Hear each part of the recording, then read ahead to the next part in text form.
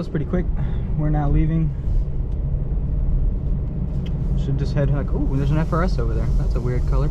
Maybe it's just so dirty it's not white anymore. It's like a tannish color.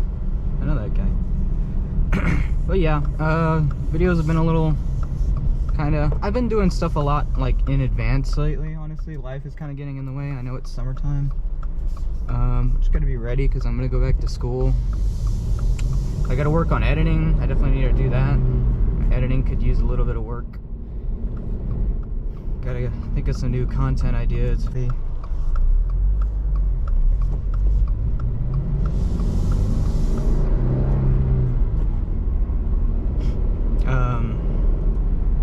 But yeah, like I said, I've had the car for 2 months, first manual car.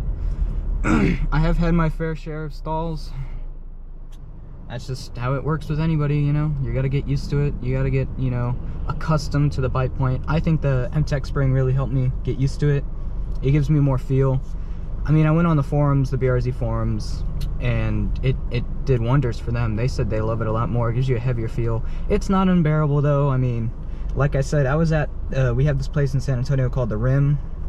I was over there and I left at 5:30, right? So there was a fuck ton of traffic.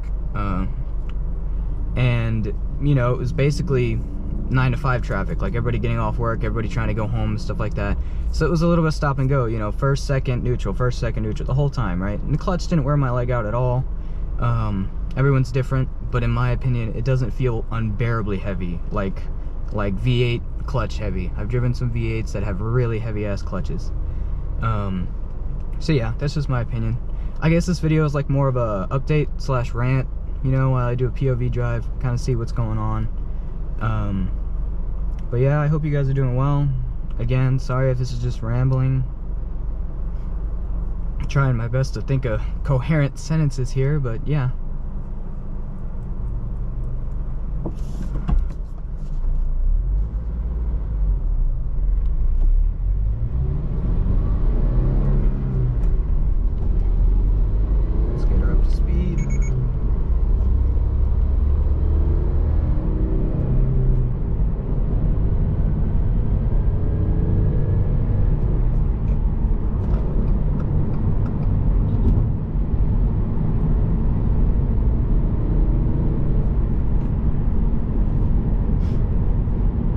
Oh, another thing. So I've been driving on highways, right? I think the noise insulation, a lot of people have been talking bad about it. I don't think it's that bad. I mean, you hear some road noise, you hear some tire noise, especially if you have the performance tires like I do on my limited trim. But I don't think it's unbearable. I think it's fine. I mean, for the car that you're in and for everything going on, mind you, I might be a little bit biased in this situation, because before this I did have a Honda Fit and the road noise on that was unbearable. But I mean, you're talking a 16,000 car brand new, so that was understandable. This, you know, higher price, you know, different components, I don't think it's like really, yeah. I mean, I had a pretty good ownership so far. I like it. It's gotten me around, definitely fun. Double the horsepower I used to have in my last car. It's not unbearable. It wasn't an unbearable leap, you know, but I like it. It's a good review of the car. If you guys are afraid of learning manual, I would just say do it. It's super fun, honestly. Once you get used to it and once you kind of get your bearings, it makes a world of difference. Like I said, the only time it might suck for y'all is stop and go traffic, which is not too fun. Oh, we got the popo.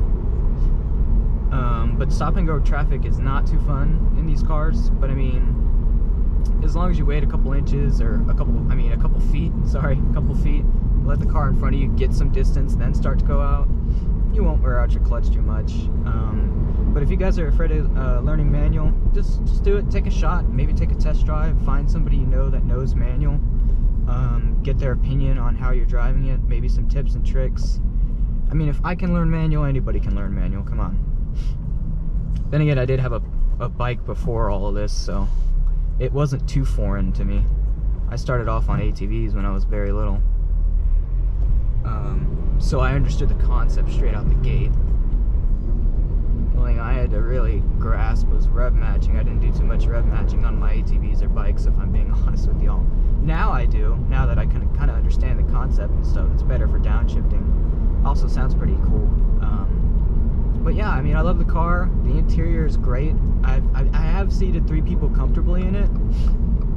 I say comfortably sparingly, as the guy up front was 5'7" and the one in back was 5'5". I mean, so you can make it work as long as you're not putting anybody in the back that's like 6 foot. That's basically torture, you know, for their spine and everything else.